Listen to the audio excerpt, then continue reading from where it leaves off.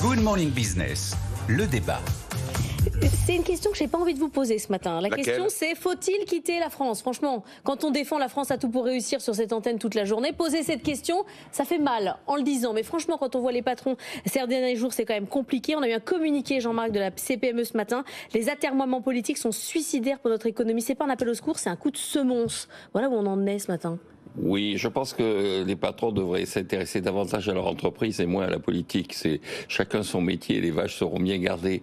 D'autant plus que...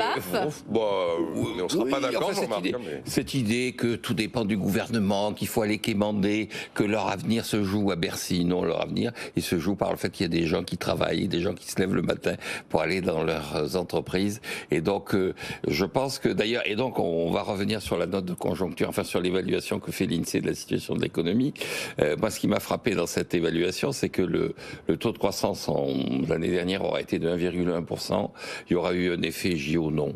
Si vous regardez en fait ce qui se passe dans les évolutions de la croissance depuis 1958, depuis la Ve République, depuis qu'il y a ces institutions politiques, vous apercevez que on nous dit alors la coupe de football, la ceci, le cela, l'élection de machin et tout ça. Il y a que deux moments où véritablement par rapport aux courbes tendancielles qui avait été affiché, la croissance a décroché. C'est en 1968. Parce que là, il s'est passé vraiment quelque chose. Le pays s'est arrêté de travailler pendant pratiquement un mois. Et Covid. Exactement. Et en 2020, parce que là, pendant 55 jours, le pays s'est arrêté de travailler. Sinon, vous avez quand même une assez forte inertie. Et donc, le problème, c'est pas le gouvernement. Le problème, c'est qu'on a 1,1% de croissance, qui est la croissance tendancielle, la croissance potentielle de l'économie. Et cette croissance potentielle de l'économie, on a du mal d'en décoller. Alors, dans ces chiffres, il y a quand même deux éléments complémentaires. Le premier, c'est que l'inflation est à 2,3% en moyenne sur l'année 2024. Donc là, c'est fini. Là, c'est fini. Donc la question qui restera dans l'histoire, c'est pourquoi on a parlé d'inflation. Jean-Marc, j'en reviens au budget parce qu'on passe refaire le débat sur l'inflation. C'est clos. Sur le budget, ils ont tort, les patrons, de supplier d'avoir un budget. On s'en fiche finalement, c'est pas grave. Non, là où ils ont raison, c'est qu'il faut avoir une sorte de lisibilité, c'est-à-dire une règle claire. Donc avoir un budget, mais passer son temps à dire non, il faut avoir une règle claire une bonne fois pour toutes, mais il n'y a pas que sur le budget. Vous savez, sur la fiscalité de façon générale, il faut avoir une règle claire. Sur les décisions de la Cour de cassation en matière sociale, il faut avoir des règles claires. En tout élément, il faut avoir des règles claires. Il ne faut pas qu'il se fasse d'illusions. Les règles claires, quand même, c'est assez rare. C'est-à-dire que le monde évolue. Ça bouge tout le temps. S'il considère que ce que dit M. Trump est clair, il y aura un budget aux États-Unis. Et est-ce qu'il dit des choses claires? Non. Donc, quand même. Nicolas, ça ne fait que 12 ans que je fais ce métier, pas très longtemps, mais ceux qui partent ont raison, défendent désormais le patron du MEDEF. Quand on est né à dire des trucs comme ça, c'est grave quand même. Ah là, j'ai été scotché par la sortie de Patrick Martin sur RTL hier. Ceux qui peuvent partir partent, ils ont raison. Je ne m'attendais pas à ça. Je ne m'attendais pas non plus à recevoir le SMS d'un chef d'entreprise annonçant qu'il quittait la France. Il y en a plein. Dégoûté. Mais hier, un SMS d'un chef d'entreprise, je l'ai là, je quitte, je pars. Voilà. Je pars avec mon outil de production. Bien sûr, pas tout seul, oui, et avec ceux qui veulent me suivre. Et, je suis parfaitement d'accord avec l'idée de Jean-Marc que le véritable enjeu, pour reprendre une expression de Jean-Marc, c'est plus que baisser la dépense, c'est d'augmenter le PIB, d'augmenter la croissance. Et ça, ce sera du travail et ce sera de la production. Je suis pas du tout d'accord avec l'idée que les chefs d'entreprise s'occupent de leur business et arrêtent de faire de la politique.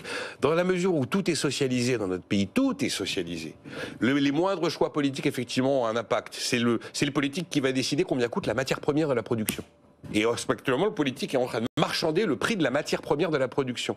La matière première de la production, c'est la productivité globale des facteurs. C'est combien coûte le capital, combien coûte le travail. Et comme c'est le politique qui a la main dessus et qu'il fait à peu près n'importe quoi, je comprends qu'il soit un petit peu inquiet.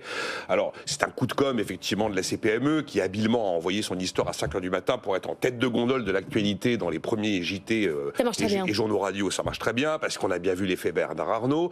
Il y a eu effectivement la formule de Patrick Martin. Il y a cette étude OpinionWay qui est révélée par les Échos, impressionnante quand même. Et OpinionWay a interrogé des chefs d'entreprise de plus de 250 personnes.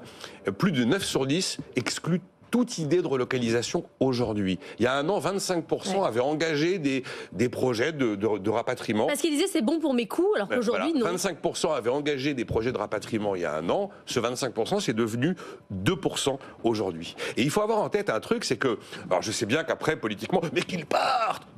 Oui, sauf que comment est financé le modèle social en France? Il est financé par les hauts salaires. Parce que sur les hauts salaires en France, on a déplafonné les cotisations sociales. Et c'est là que ça crache un maximum pour financer le modèle social. Et au contraire, on les a quasi supprimés sur les très très bas salaires, voire elles n'existent plus au niveau du SMIC. Donc tous ces gens qui partent, c'est pas simplement des méchants riches qui s'en vont, ce sont aussi des canaux de financement absolument essentiels du modèle social qui disparaissent. Attention, je pense qu'ils ont un peu raison quand même de s'intéresser à ce qui se passe dans la commission mixte paritaire et dans les choix politiques, parce que globalement, l'État a à peu près la main sur tout chez nous. On n'est pas un pays libéral, ça serait sinon. Oui, si l'État avait la main sur tout, comme il veut faire de la croissance, il y aurait de la croissance.